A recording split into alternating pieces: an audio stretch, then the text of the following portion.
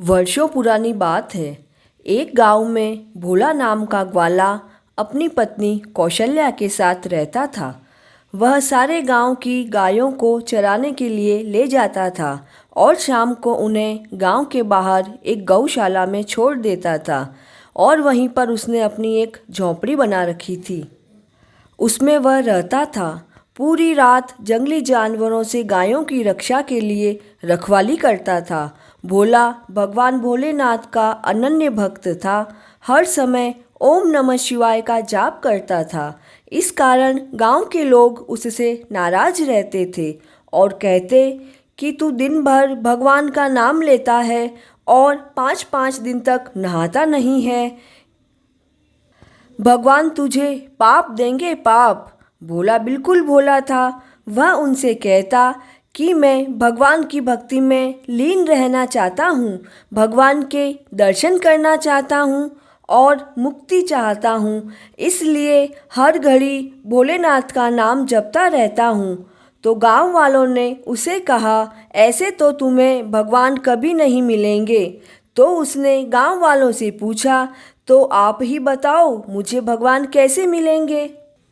मैं कैसे भोलेनाथ की भक्ति करूं कि भोलेनाथ के दर्शन हो जाए, क्योंकि मैं तो अनपढ़ गंवार हूँ।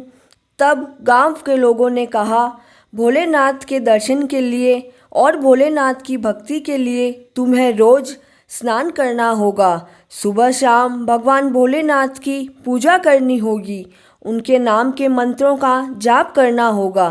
तब भोलेनाथ तुमसे प्रसन्न होंगे और तुम्हें दर्शन देंगे।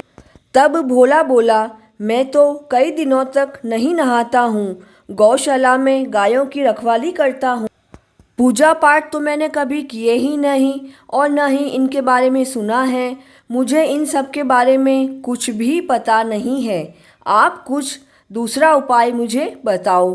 तब गांव वालों ने कहा कि तुम रोज़ खाना तो खाते ही हो और जब तुम खाना खाओ तो पहले प्रभु शंकर के भोग लगाना और फिर खाना खा लेना।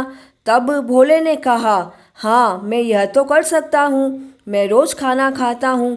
यह सुनकर गांव के लोग हंसने लग गए और भोला वहाँ से चला गया। थोड़ी देर बाद उसकी पत्नी कौशल्या खाना लेकर आई तो भोला ने कहा, खाना रख दो और तुम चली जाओ, मैं खा लूँगा। कौशल्या के जाने के बाद भोला खाना खाने बैठा और भगवान भोलेनाथ का ध्यान करने लगा। हे भोलेनाथ, आप आओ और भोग लगाओ, उसके बाद मैं खाना खाऊंगा। भोला हाथ जोड़कर बैठा रहा, लेकिन खाना तो वैसे का वैसे ही रखा हुआ था। उसने कई बार भोलेनाथ को पुकारा। ऐसा करते करते दोपहर से शाम हो गई। अब तो भोला को गुस्सा आ गया। तब उसने सारा खाना ले जाकर गाय को खिला दिया। संध्या के समय उसकी पत्नी कौशल्या फिर खाना लेकर आई। फिर उसके जाने के बाद भोला ने भोजन की थाली लेकर भोलेनाथ को पुकारने लगा कि हे प्रभु आओ, भोग लगाओ। वह काफ़ी देर आंखें बंद करके बैठा रहा, लेकिन जब आंखें खोली तो खाना तो वैसे का वैसा ही था। भगवान शंकर तो आए ही नहीं।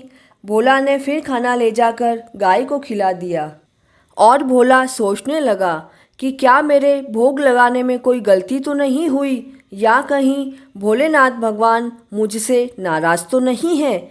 गांव वालों ने तो कहा था कि पहले भगवान के भोग लगाना और फिर तुम खाना। भोला ऐसे ही रोज़ भूखा रहने लगा और सारा खाना गाय को खिला देता। ऐसा करते करते 8 दिन हो गए। भूखा रहने के कारण भोले की हालत खराब होने लगी। कौशल्या ने कहा, आपके क्या हुआ है, आप इतने कमज़ोर क्यों हो रहे हो? लेकिन भोला ने कोई भी उत्तर नहीं दिया और उसे जाने के लिए कह दिया। धीरे धीरे भोला का शरीर बहुत कमज़ोर हो गया। वह खड़ा भी नहीं हो पा रहा था, पर भोलेनाथ के भोग लगाने के इंतज़ार करता रहा। ऐसा करते हुए 15 दिन हो गए। वह बोला, हे प्रभु, आप मुझसे नाराज़ हो? अब तो मेरा शरीर भी साथ नहीं दे रहा है। आज आखिरी बार आपके मैं भोग लगा रहा हूँ, कल तक शायद मैं ना रह सकूँ। कहते कहते भोला की आंखें बंद होने लगी थी। तभी उसके कानों में कुछ आवाज़ आई। तब उसने देखा कि उसके सामने देवों के देव महादेव खड़े थे और यह देखते ही भोला प्रभु के चरणों में गिर पड़ा और बोला, हे भोलेनाथ, मुझसे भोग लगाने में कोई गलती हो गई या कोई चूक हो गई है, इसलिए आप मुझसे नाराज़ हो। तो भोलेनाथ ने बड़े ही मीठे स्वर में कहा, मैं तुम्हारी भक्ति से बहुत प्रसन्न हुआ हूँ। मैं तो तुम्हारे अंदर ही रहता हूँ। तुम मुझे भोग लगाने की बात कहकर भोजन स्वयं खा लेते तो यह मुझे भोग लग जाता।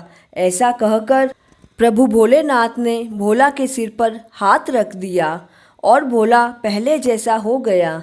फिर भोलेनाथ बोले कि भोला, तुम्हें क्या चाहिए? वह बोला, प्रभु, मुझे कुछ नहीं चाहिए, मुझे इस संसार से मुक्ति चाहिए। भोलेनाथ बोले कि तुम अपना कार्य करते रहो, जैसे चाहो मेरा सुमिरन करते रहो, अपने परिवार का पालन पोषण करो। जब तुम्हारी आयु होगी तब तुम स्वयं मेरे शिवलोक में आ जाओगे। ऐसा कहकर प्रभु अंतर्ध्यान हो गए। भगवान प्रेम भाव के भूखे हैं। कोई भी व्यक्ति सच्चे मन से भगवान का स्मरण करता है तो उसकी मनोकामना अवश्य पूरी होती है। वर्षों तपस्या करने पर भी भगवान के दर्शन प्राप्त नहीं होते, वहीं सच्चे मन से भजने पर भगवान स्वयं दर्शन दे देते हैं। हे देवों के देव महादेव, जैसे आपने भोलेनाथ को दर्शन दिए हैं, भोले को दर्शन दिए, वैसे हम सभी को दर्शन देना। कहते हुए को, सुनते हुए को सभी को दर्शन देना। और अगर कहानी अधूरी रह गई हो तो उसे पूरी करना। प्लीज़ चैनल को सब्सक्राइब करें एवं वीडियो के लिंक को शेयर करें। जय भोलेनाथ।